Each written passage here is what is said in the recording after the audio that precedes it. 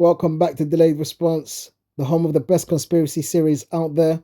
We might be small, but you know what they say. Good things come in small packages. Anyway, without further ado, let's just get straight into it, man. Hello. This is the ancient connection they don't want you to know about. Across the world, ancient monuments have stood the test of time. But what if I told you they might all be connected? Easter Island, Uruguay, Stonehenge, three seemingly unrelated sites, but a strange pattern emerges when you map them out. Stonehenge, a site of mysterious origins, lines up almost perfectly with these other structures, monuments that seem to mark points on an invisible map. It forms what appears to be the outline of a massive humanoid figure lying across the earth. Coincidence or something more? I mean, ancient civilizations across the globe, separated by vast oceans, yet building structures with eerie similarities. Who or what guided them is the question. Some believe these sites are remnants of a lost knowledge, a global civilization erased from history. But if it's true, why is no one talking about it? The past isn't what we've been told, and the truth is still out there. As always, thank you for watching. Let me know what you think in the comments. Stay weird. Radio command link. Actually,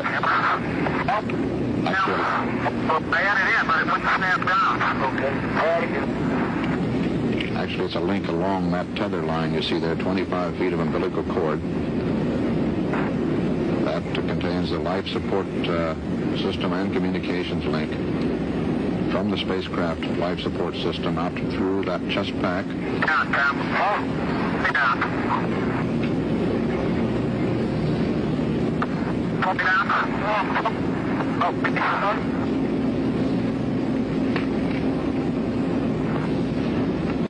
So the oldest civilization that we ever know about that have like record of were the Sumerians. Sounds familiar. So they were based off in like Iraq.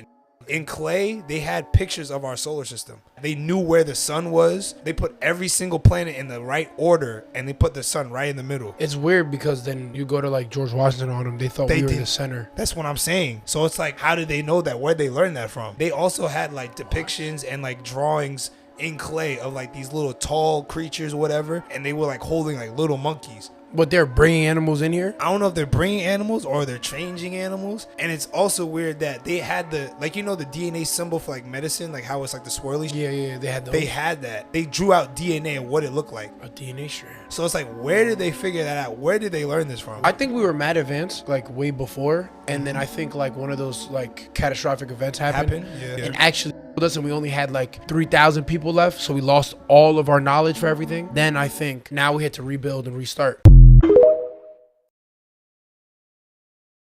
And in the hybrid programs that I was associated with, they were cloning not only species like plants and animals, but they were also regenerating tissues of extraterrestrials and growing them and then cloning them. And then they started cloning humans a very long time ago. It's interesting now that in the news, after talking about this a few times, that now they're coming forward. China just has been doing it forever, but in their underground facilities, cloning people, cloning, of course, you heard about, they cloned their first primate. And hey, they can clone a primate.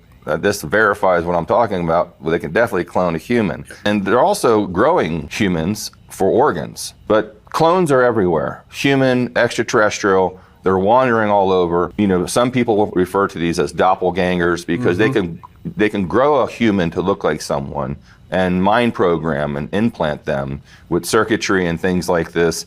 And they will really think they had this life and implant them into a business or into whatever organization they want. Well, is there a hidden agenda? Because you've just brought something up that just scares the living daylights out of me. To replace us with a clone, and who would know the difference? This is one of the probably only times, George, that you got me on a negative part, because there is an agenda. There are hundreds of people being cloned in underground facilities in Australia and in some parts of the United States. There's no reason to, clone people and keep it a secret and make horrible experiments on these people and mind implant them. We're primarily concerned about humans cloning human for their own purpose. Right. But what about ETs cloning humans? I mean, it's possible. I'm not aware of any extraterrestrials that are, cloning humans. I am aware of extraterrestrial beings that are collecting DNA from humans. That's been ongoing.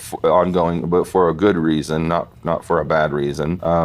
They can make anything too. I mean, they're already at an advanced level of science that we would not understand to do that if they needed to. Is a clone, Emery, basically human being identical to the clone?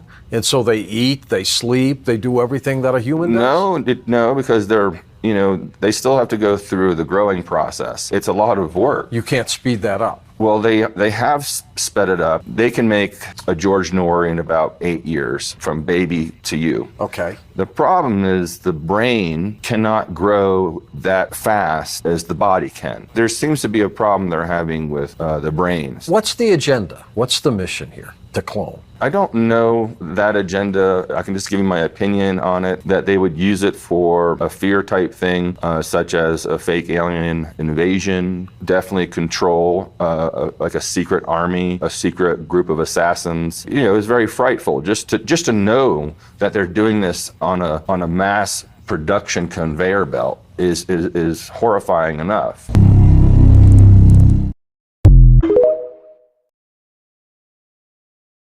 Oh, you know what I heard? Graham Hancock? No, who's that? So Graham Hancock, he's this guy. He studies like ancient civilizations. Okay.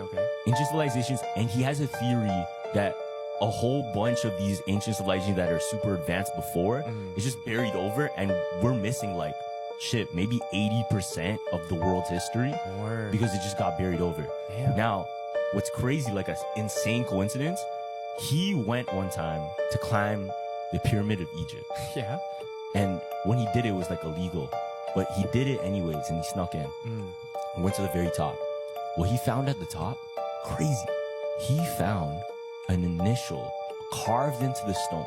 What was it? It was P. Hancock, and then a date from like 19, maybe in the 50s. That name sounds so familiar, P. Hancock. So that name is of his great-great-grandfather that climbed the pyramids way long time ago.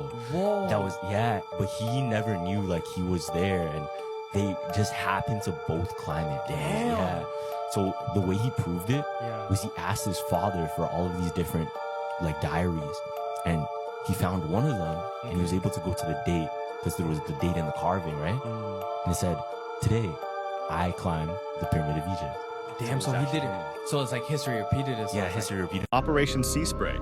In 1950, the Navy wanted to test the vulnerability of a city like San Francisco to a biological weapons attack in a project called Operation Sea Spray. To do so, they released two types of bacteria, Serratia marcescens and Bacillus globigii, into San Francisco Bay. The operation happened between September 20th and 27th, and the bacteria were released from a ship off the coast of San Francisco. It's said that they did this because they thought they would have been harmless to humans, but on October 11th, 11 residents checked into Stanford Hospital in San Francisco with very rare, serious urinary tract infections. 10 of them recovered, but one man, who had had recent prostate surgery, died 3 weeks later from a heart valve infection. His relatives later tried to sue the government, but they lost because the bacteria used in the test was unproven to be responsible for his death. The urinary tract outbreak was so unusual that the Stanford doctors wrote it up for a medical journal. None of the other hospitals in the city reported similar spikes in cases, and all 11 victims had urinary tract infections following medical procedures, suggesting that the source of their infections was inside the hospital. Cases of pneumonia in San Francisco also increased after Serratia marcescens was released, even though a causal relationship has not been established. Overall, the Army determined that San Francisco had received enough of a dose for nearly all of the city's 800,000 residents to inhale at least 5,000 of the particles, which is within the range of infectivity for anthrax.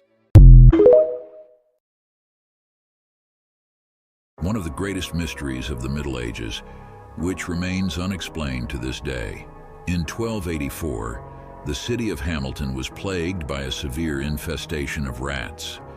A mysterious man who claimed to be a rat catcher offered to rid the city of the pests. The townspeople agreed to pay him 1 coin for each rat he eliminated, and he accepted the deal. Using his magical flute, the man played a tune that mesmerized the rats, leading them to the river Visa, where they drowned. However, when the task was completed, the townspeople reneged on their promise, refusing to pay him the agreed sum. Angered by their dishonesty, the rat catcher left the city. After several days, the rat catcher returned while the townspeople were busy with their daily routines. This time he played his flute again, but instead of attracting rats, he enchanted 130 children from Hamilton. The children followed him out of the city and disappeared without a trace.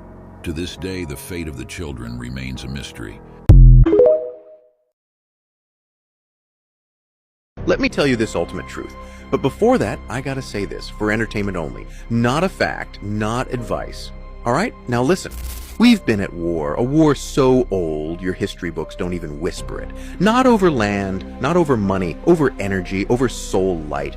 And Earth, it ain't some floating ball in endless space. It's a sealed dome, a closed world, a trap. Forget rockets, forget aliens and silver ships. You can't leave. We are locked in, bound by forces deeper than gravity. What you call aliens, they're not from outer space, they're already here. Always have been. And this ain't science fiction. This is an interdimensional war, a spiritual bloodbath. The Dark Ones? They call them the Leviathan, shadows wearing skin. They run your food, your schools, your screens. They run your kings and your CEOs. They built this cage and handed you a screen to keep you smiling inside it. Your sadness, your anger, your fear, they eat that. They took your DNA, split it, twisted it.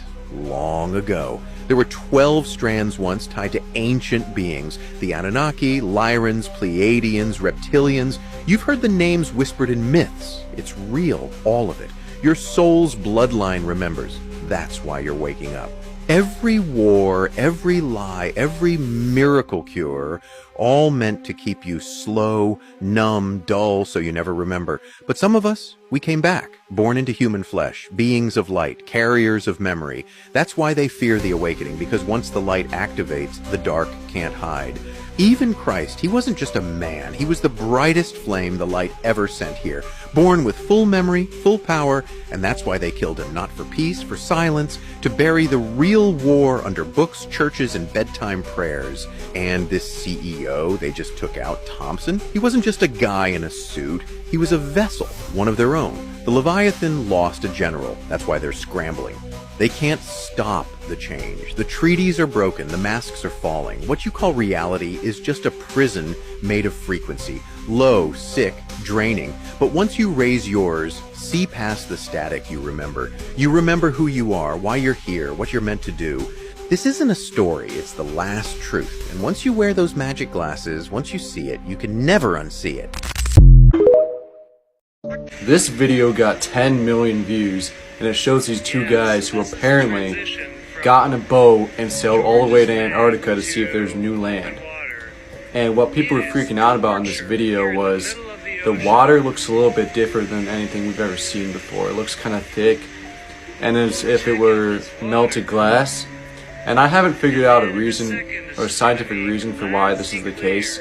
Maybe there's extra salt in it, or maybe these guys did actually come across some strange water, like no one knows why it's like this. But like, we gotta figure out who these two guys are, because the video is only 2 minutes long. Like, did they actually find anywhere, or are they just sailing around and found an iceberg or something? Like, can you guys in the comment section do some of your magic and figure out who these two guys are? One of the guys in the video was saying he's gonna get his phone out and see where they are on the map. So that makes me skeptical. Like, how do you have service if you're way over in Antarctica? Like, I don't think there's any 5G cell towers all the way down there.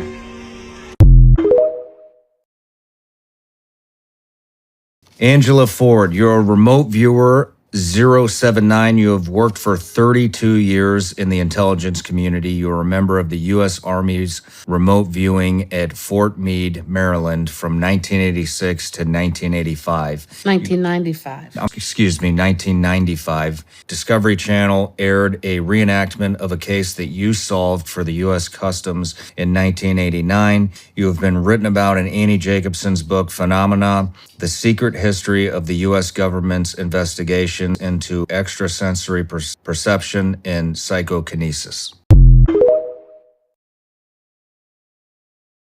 Kind of explain why we're not getting to see these images live. The Apollo 11 landing was broadcast live. Why now don't we have the technology to see all of this live? This ain't easy.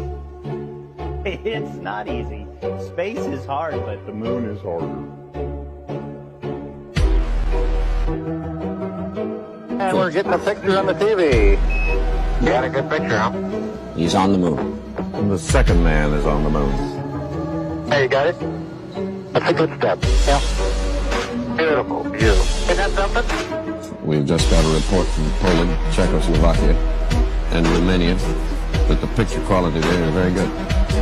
Neil Armstrong getting ready to move the TV camera now out to its panorama position.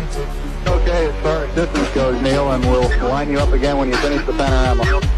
Tell me if you got a picture, Houston. I got a beautiful picture, Neil. In terms of more media release, yes, absolutely. We're working towards improving that, trying to get you surface photos, because I know that everyone's hungry for those surface photos. More cameras. The message is loud and clear. It would be great to get a picture. We have that in the works, so more great imagery from the moon. Video and pretty pictures. We're as eager to see those images as the public is. Obviously, imagery, we love it. We want to share it as much as we can. We want to record it. But if we look at their rockets, this is how they claim they get into outer space, is these rockets. Their rockets never go straight up. Every single rocket launch from a government space agency, you'll notice, follows a parabolic curve. It goes up, it reaches a peak, but what they do is as the rocket starts coming back down, they make sure that it goes down over the ocean, out of the way of any curious observers. Anyone can see it coming back down to Earth, asks, hey, how come the rocket's not going up anymore?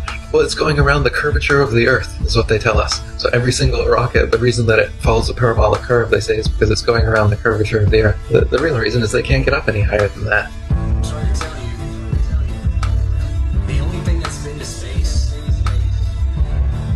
is your imagination. They tell us that the Earth is a sphere. They show us pictures of a sphere, of a circle. It's a perfect circle. And then they come out and they say, well, it's actually an oblate spheroid. Oh, what's that? Well, it's a sphere that's flattened at both poles, so it's more of an oval shape. It actually bulges out south of the equator, as well as being flattened at the poles. So it's more pear-shaped. So it's not actually a sphere. It's oblate. And officially it's an oblate spheroid. That's what we call it. But not only that, it's slightly wider below the equator than above the equator. a little chubbier. A little chubbier. Yeah. Chubby's a good word. It's like pear-shaped. So now it's pear-shaped. So why are all of these official NASA photos and videos showing perfect spheres when it's actually an oblate spheroid or a pear-shaped spheroid? They can't get their story straight. The reason they keep changing it is that to fit the model, they have to change the shape of the Earth. South of the equator is larger than north of the equator because lines of longitude that just extend outwards, they don't contract back. So they concede that in their pear model. They say, well, the side bulges out south of the equator. It's bigger south of the equator. Yeah, it is, because it's flat. But instead of admitting that, they just, make tweaks to their model as time goes on. They say that the ball Earth tilts back 23.5 degrees. That's another tweak they made because we can see Polaris, which is right over the North Pole, from 23.5 degrees south latitude. Shouldn't be able to see that on a ball. So they just tilt the Earth back and then okay, now you can see it. And so they come up with explanations in reverse like this. Damage control, reverse engineered explanations.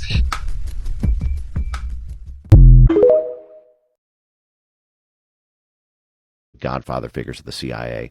He's known for creating what was called the Wisner's Wurlitzer, which was it's like a church organ, and that he would brag that he could play the international media like a symphony to make any media narrative go viral in any country on earth because of the suite of CIA proprietary media functions and its distribution network. especially when the U.S. had first mover advantage in radio and print. It's basically the U.S. and U.K. were the only games in town, really, in having robust radio, film, TV, and print media. So the Smith said, okay, you can do that abroad. You can plant fake news stories in France. You can,